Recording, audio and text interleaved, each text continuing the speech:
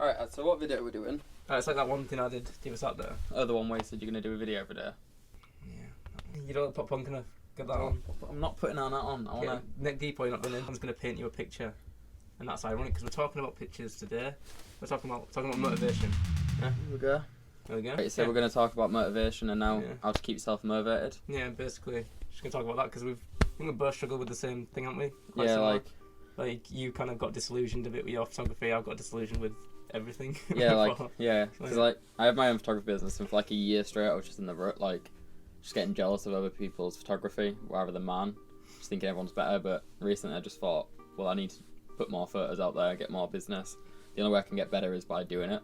Yeah, that's what I kind of like. It was like a similar thing with me where it's kind of like you hit that point where you just realise that like you start to realise like all these things that you think are caring about what you're doing don't give a shit at all. And it's kind of like that point where you can literally, it's more like, I think it's more about not being embarrassed by yourself. The way I thought about it was like, well, I'm just looking at other people's photos getting jealous. I might as well try my best to get as good as them, take inspiration from them, not get jealous by it, strive me to do better.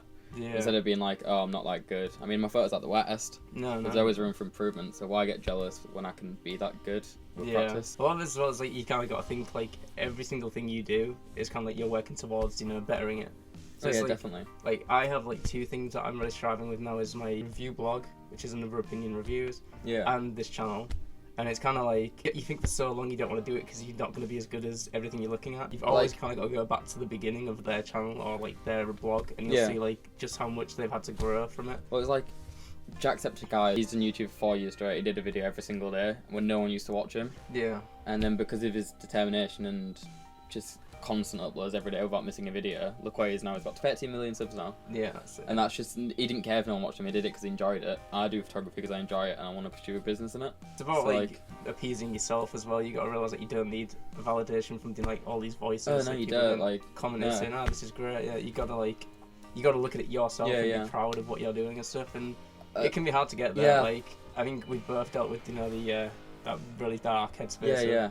I spent 2 years of kind of like just being in a complete like a mess spiral sort of thing.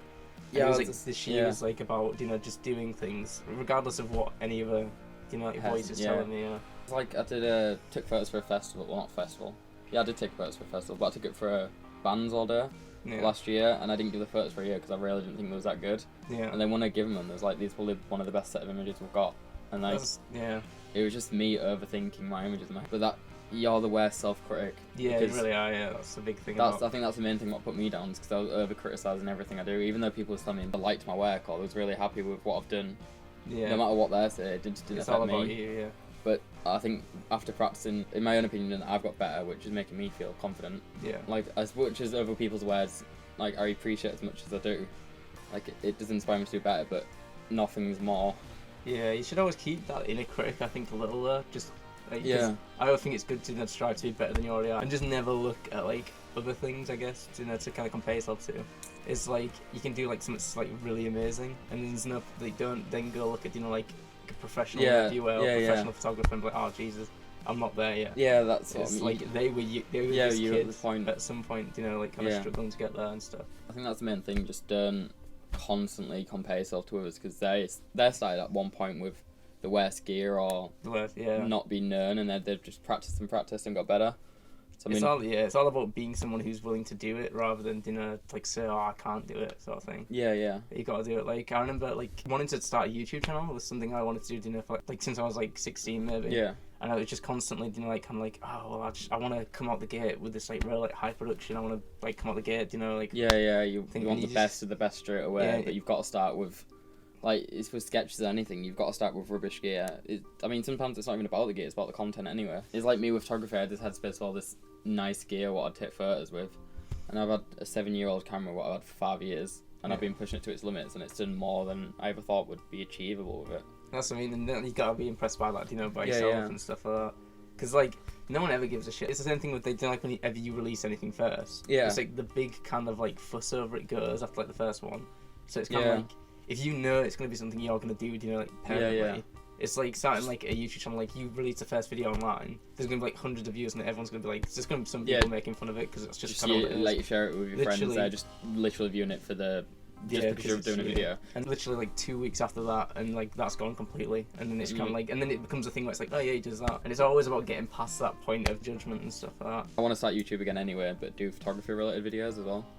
Get on this channel, Dan. Get on this channel. I'm on this channel. What am I doing here? Hanging about every now and then. Do you think they've noticed I'm not Jord yet? Oh shit. Your daddy's now different. Donald Trump. Yeah. Donald Trump gets appearance. There we Say something Donald Trump. Say something Donald Trump. Gonna build a wall. Oh Jesus. Keep your non-motivated people out. That's what Donald Trump would say. I don't know what Donald Trump would do. Can I take that off now? No, you painted me a picture with Where'd You Miss Me? I'll paint you a picture. And with that, you just ruined all our levels, you little stoner. Get out of my room now. No. Sorry, wrong way. And that's how you get motivated. Alright, I'm the right path to get motivated. Card full. Oh. Why'd it hit me?